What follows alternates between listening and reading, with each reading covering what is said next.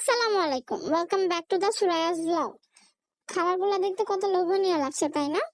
অনেকদিন ধরে ছোলে ভাটুরা খাওয়ার ইচ্ছা ছিল, কিন্তু বাইরে যে খাওয়ার সুযোগ হচ্ছিল না আজানের বাবা ব্যস্ততার কারণে।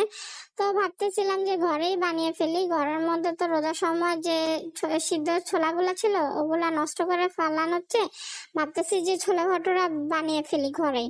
তো ইউটিউব দেখে অনেক রেসিপি দেখছি, তো যেগুলো ইনগ্রেডিয়েন্ট আমার বাসায় আছে তো ওইরকম ম্যাচ করা একটা ভিডিও পেয়ে তো ওটা দেখে বানিয়ে ফেলতেছি। তো ছোলাগুলা সকালবেলায় নামিয়ে রেখেছিলাম। তারপরে আমি বিকালের দিকে ছোলে ভাটুরা বানানো শুরু করে দিয়েছি। তো ফার্স্টে কড়াইয়ের মধ্যে তেল দিয়ে আমি তেজপাতা, দারচিনি, এলাচিটা দিয়ে দিলাম। ইউটিউব দেখে দেখে ওরা যা যা প্রসেস, মানে ওরা যা যা করছে আমি ওই প্রসেসটাই ফলো করতেছি।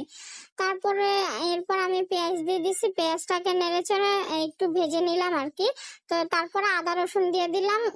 আদা রসুনও আমি প্রায় 1 মিনিটের মতন ভেজে নিলাম, যেন যে কাঁচা গন্ধটা যেন চলে যায়, এটা যেন না লাগে। তো ভাজার পর আমি একটু পানি দিয়ে এরপরে মশলাগুলো অ্যাড করে দিচ্ছি আর কি। তো মশলার মধ্যে আমি এখানে দিচ্ছি হলুদের গুঁড়া, মরিচের গুঁড়া, তারপর হচ্ছে ধনিয়া গুঁড়া, জিরা গুঁড়া, তারপর হচ্ছে গরম মশলার গুঁড়া, আর হচ্ছে যে ছোলে ভাটুরার জন্য একটা স্পেশাল মশলা আছে। ওই মশলাটা আমি মানে রোজার ঈদের টাইমে কিনে রেখেছিলাম, যে আমি ভাবতেছিলাম যে আমার জন্য কেন যেন এই মশলাটা লাগবে। তো এটা হচ্ছে এভারেস্টের ছোলে মশলা। ওইটা আমি প্রিন্স থেকে কিনছি, আপনারা প্রিন্সে গেলে পেয়ে যাবেন। তো এই মশলাটা আমি অ্যাড করে দিচ্ছি, আর যাদের কাছে এই মশলাটা না থাকবে তারা চটপটির মশলা অ্যাড করতে পারেন, ওইটা নিয়ে সমস্যা নাই। তারপরে আমি মশলাগুলোকে একটু কষিয়ে নিয়ে এরপরে লবণ দিয়ে এরপরে টমেটো দিয়ে দিচ্ছি। তারপরে এটাকে আরো ভালো মতো রান্না করতে হবে, অনেকক্ষণ কষানো লাগবে। আমার তো ধৈর্যই হচ্ছিল না, তার উপর দিয়ে আজানো আইসা কান্নাকাটি শুরু করে, আমার পা ধরে টানাটানি করে ও রান্না যে করব।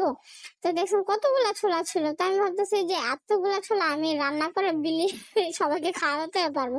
তো ছোলা 5 মিনিটের মতো আমি ভেজে নিয়েছিলাম আর কি। ভেজে তারপর এটার মধ্যে পানি দিয়ে এটাকে এখন রান্না করে নিব। পানিটা একটু বেশি পরিমাণে দিব, যেন একটু ঝোল ঝোল থাকে আর কি। তারপরে আমার কাছে না বড় ঢাকনা ছিল না, তো আমি স্টিলের প্লেট দিয়ে ঢেকে দিলাম আর কি। আর একটু পর পর এসে নেড়ে দিচ্ছিলাম। এরপর আমি কয়েকটা কাঁচামরিচ অ্যাড করে দিছি, কাঁচামরিচ অ্যাড করে দিয়ে পানিটাকে একটু টেনে নিচ্ছিলাম। একটু মানে বেশি পানি টানাও যাবে না, আবার একটু ঝোল ঝোল থাকলেও মজা লাগে, যেটা আমরা রেস্টুরেন্টে খেয়ে থাকি আর কি।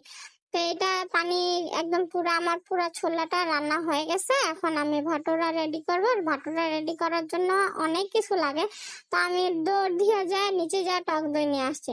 তো ফার্স্টে ময়দা নিলাম, ছেঁকে নিছি ময়দাটা। এরপরে ওইটার মধ্যে সুজি, তারপরে লবণটা অ্যাড করে দিছি, তারপরে বেকিং পাউডার, বেকিং সোডা দুটোটাই অ্যাড করা লাগে। তারপরে হালকা একটু চিনি দিয়ে দিছি। এরপর এখন আমি টক দইটা অ্যাড করে এই মানে ব্যাটারটাকে মানে মথে নেবো আর কি। অনেকক্ষণ মথে এটাকে এবার আমি ঢেকে রেখে দিব। দেখেন কি নরম হয়ে গেছে। তো এটাকে আমি 20 মিনিটের মতো ঢেকে রেখে দিব আর কি। তো ঢেকে রাখার পরে দেখলাম যে ব্যাটারটা অনেক সুন্দরভাবে সফট হয়ে আছে। তারপরে এটাকে আমি পুরি সাইজ না, মানে যেটা আমরা লুচি বলি, লুচি সাইজে বানাবো না, এটা একটু বড়, পরোটার চেয়ে একটু ছোট আর লুচির চেয়ে একটু বড় হবে আর কি। তো ওই সাইজে আমি এটাকে বেলে নিব আর কি।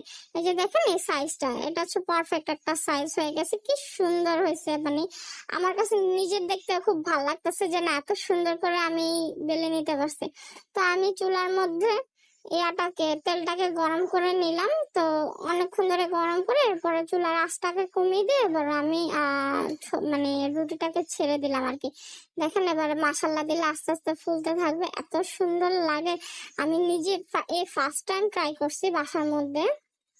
তারপরও মাসাল্লা দিলে যে এত সুন্দরভাবে লুচিটা ফুলে উঠবে, সরি ভাটুরাটা ফুলে উঠবে, মানে খুব সুন্দর লাগছে। আমার কাছে যে কি এক্সাইটেড লাগতেছে যে না বাসার মধ্যে আমি এটা রেডি করতে পারছি। তো রাতের ডিনার হিসেবে আমরা এটাই খাইছি। মানে সন্ধ্যার জন্য বানিয়েছিলাম, কিন্তু জামাই আসতে লেট করছে, এখন কিছু করার নাই। তো রাতের ডিনার হিসেবে আমি এটা রেডি করে দিছি। ছোলাটা নিয়ে ওটার উপর হালকা পেঁয়াজ, একটু কাঁচামরিচ দিয়ে এটাকে প্রেজেন্ট করে দিছি। তো জামাই খেয়ে তো খুব সন্তুষ্ট। এরপর আমাকে একটা গিফট দিছে, ওই গিফট আমি কি দিছে এটা আমি পরের ভিডিওতে দেখাবো। ততদিন পর্যন্ত আমার জন্য দোয়া করবেন। আল্লাহ হাফেজ।